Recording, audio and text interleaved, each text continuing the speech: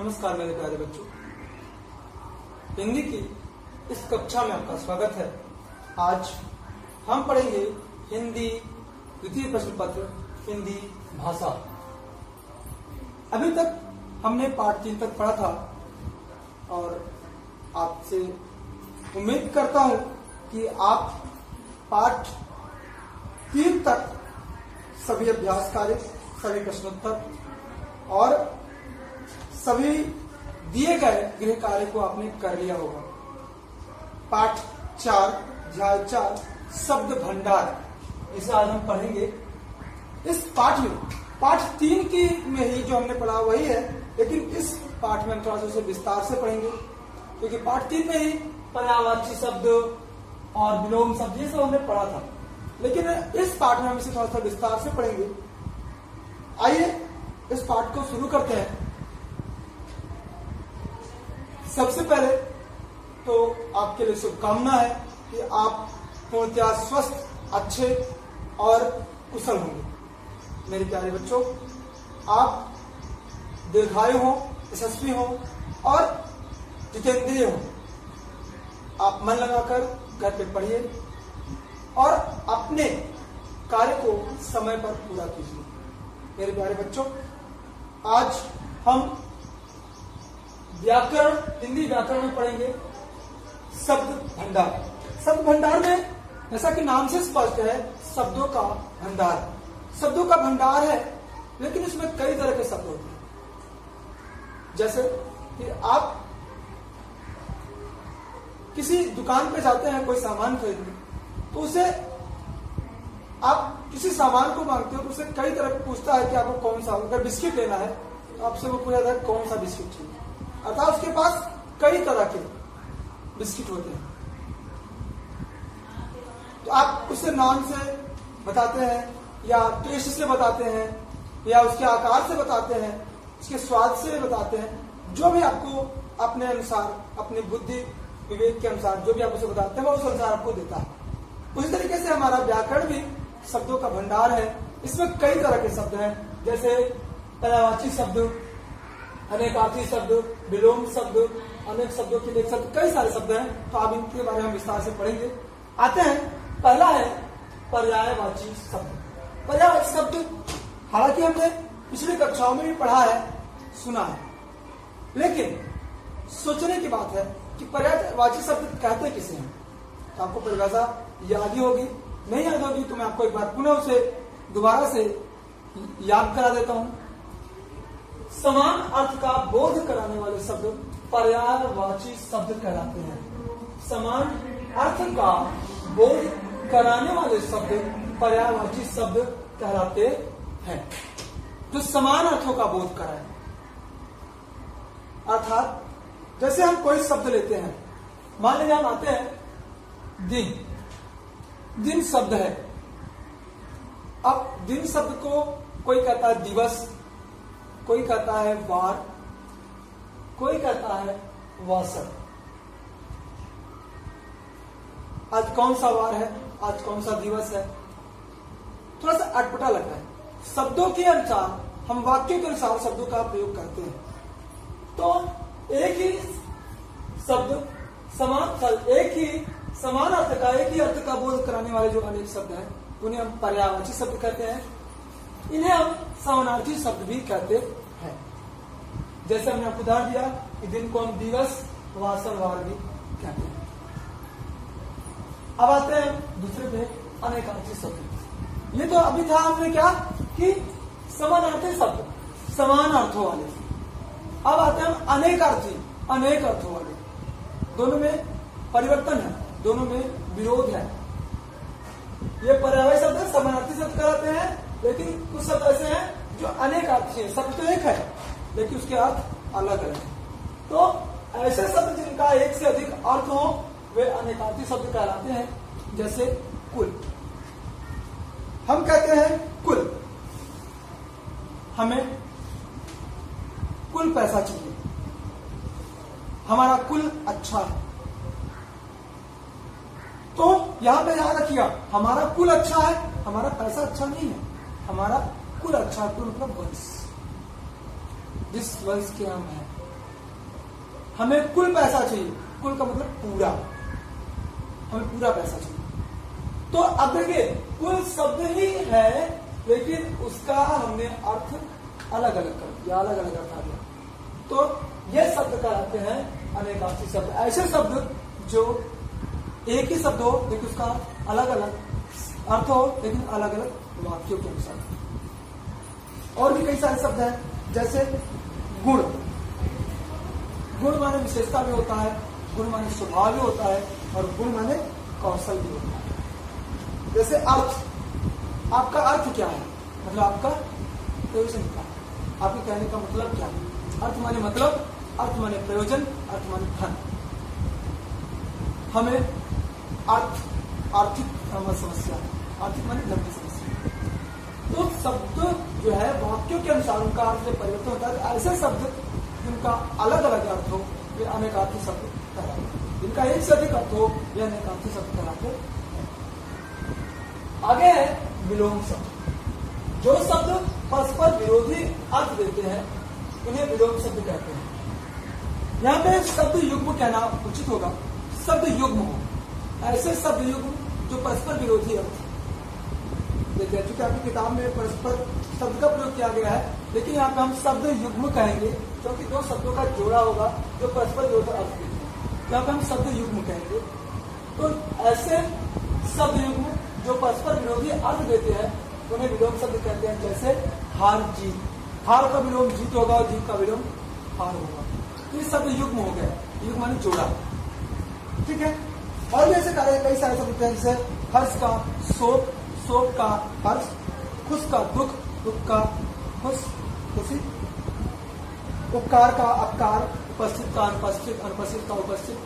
कई सारे शब्द हैं जो विलोम अर्थ होते हैं, परस्पर विरोधी अर्थ। इसके बाद है अनेक शब्दों के लिए एक शब्द। मेरे प्यारे बच्चों, ऐसे कई सारे शब्द होते हैं जिनका कई सारे शब्दों को मिलाकर एक अर्थ आता है, लेकिन अगर एक शब्द हम बोलते हैं उसका अर्थ स्पष्ट हो जाता है उन शब्दों से क्या आता है। तो वे शब्द क्या होते हैं, हमारे शब्द को संयोजित कर देते हैं, हमारे वाक्य को छोटा कर देते हैं। जैसे अगर हम कहें कि ऐसा व्यक्ति जो जानने की इच्छा रखता है, अभी तो एक वाक्य बन गया, कई सारे शब्द इसमें जुड़ गए, तो इसका एक ही अर्थ आएगा कि वो सब कुछ जानना चाहता है। लेकिन अगर हम कहें कि ऐसा व्यक्ति जो जिज्ञासु या जिज्ञासु, तो सीधे एक क्यों सब कुछ जानना चाहता है। मेरे प्यारे बच्चों, वही है कि जब ऐसा शब्द जिसके अर्थ से अनेक शब्दों का अर्थ स्पष्ट हो, जैसे जो कभी न मरे, अमर। अगर मैंने कहा अमर तो इसका अर्थ आ जाएगा जो कभी नहीं मरा, जो कभी न मरे। ऐसे कई सारे शब्द हैं मेरे बच्चों जिनका ध्यान देना है, आपकी किताब में दिया हुआ है। मैं इस वीडियो के साथ में उसको भेजूंगा, आप उनको अध्ययन करिएगा, पढ़िएगा। और इसके अलावा समश्रुत, समरूपी भिन्नार्थी शब्द। समश्रुत माने सुनने में समान, भिन्नार्थी शब्द और भिन्न अर्थ, अलग अलग अर्थ वाले शब्द। सुनने में तो समान है लेकिन उनका अर्थ या समरूपी है लेकिन उनका अर्थ अलग है। जैसे धारा, धारा माने क्या होता है, पृथ्वी, और धारा माने जल की धारा। अंतर क्या हुआ, धा में अ की मात्रा हमने जोड़ दिया, दोनों में जैसे जोड़ा अर्थ परिवर्तित हो गया। ऐसे ही अंश, अंश माने होता है भाग और एक अंश माने होता है कंधा। इसमें अंतर क्या हुआ, इसमें स शरीफा का प्रयोग किया गया, इसमें सतार्थात जो मूर्धन्य और दंता का प्रयोग किया गया। मेरे प्यारे बच्चों, इनका ध्यान रखना आपको। कुछ ऐसे शब्द होते हैं जो थोड़ा सा परिवर्तन से उनके अर्थ को बदल जाता है। फिर एकार्थी प्रतीत होने वाले शब्द, एकार्थी प्रतीत होने वाले शब्द जैसे लगता तो है कि दोनों शब्द का अर्थ एक ही है लेकिन अलग अलग होता है। जैसे आज्ञा, आदेश। आज्ञा शब्द है आज्ञा देना, आदेश देना। अब दोनों में हमें लगेगा नहीं है तो दोनों एक ही है, दोनों का अर्थ एक ही होगा, लेकिन नहीं। आज्ञा का अर्थ होता है किसी बड़े व्यक्ति द्वारा अपने छोटे व्यक्ति को दिया गया निर्देश, और आदेश। आदेश जो होता है वो किसी अधिकारी का कर्मचारी को दिया गया हुक्म होता है। इस तरह से समूहवाची शब्द होता है झुंड या टुकड़ी। जैसे अब अगर हम झुंड कहेंगे, भेड़ों का झुंड, अब इसमें झुंड माने हो गया समूहवाची शब्द है कि समूह को बताता है, इसमें कई सारी भेड़ें हैं। और टुकड़ी, सेना की टुकड़ी। अब सेना की टुकड़ी कहते हैं इसमें, अर्थात एक कोई सेना तो होगी, कई सारे आ जाते, तो ऐसे कई सारे शब्द हैं। इस एक आता है ध्वनि बोधक शब्द, ऐसे शब्द जो किसी विशिष्ट ध्वनि या आवाज का बोध कराते हैं। अब इससे पहले हम समझ लेते हैं, फिर परिभाषा पे आते हैं कि अगर कोई बच्चा आपकी कक्षा में हो और वो म्याऊं म्याऊं बोले, तो आप क्या कहेंगे? आप ये बताएंगे ना कि बिल्ली की तरह म्याऊं म्याऊं कर रहा है। अर्थात म्याऊं म्याऊं जो स्वर है वो सीधे किससे जुड़ गया? बिल्ली से। हमने तो नहीं कहा कि वो गाय की तरह म्याऊं म्याऊं कर रहा है। तो कहने का तात्पर्य यह है कि ये जो शब्द है, जो ध्वनि बोधक शब्द है, कि ध्वनि से पता चल जाता है कि वो किसके बारे में बात किया जा रहा है, किसके बारे में हम कह रहे हैं। जैसे अगर कहते हैं कि कूकना, अगर कुकने शब्द किया जाए तो हम तो नहीं कहेंगे कौवा कूकता है, हम तो नहीं कहेंगे गाय कूकती है। सीधे बात आती है किसकी? कोयल की। कोयल कूकती है। तो ये है ध्वनि बोधक शब्द, जो ऐसे शब्द जो किसी विशिष्ट ध्वनि या आवाज का बोध कराते हैं, ध्वनि बोधक शब्द कहलाते हैं। जैसे गरजना, धड़कना आदि। अब अगर हम धड़कने की बात करें तो ये तो नहीं कहेंगे ना कि गाय धड़क रही है, वह धड़क रहा है, बोलेंगे ना हृदय धड़क रहा है। सीधे शब्द पर हम आते हैं तो वह किससे जुड़ जाता है? जिससे जुड़ा हुआ है।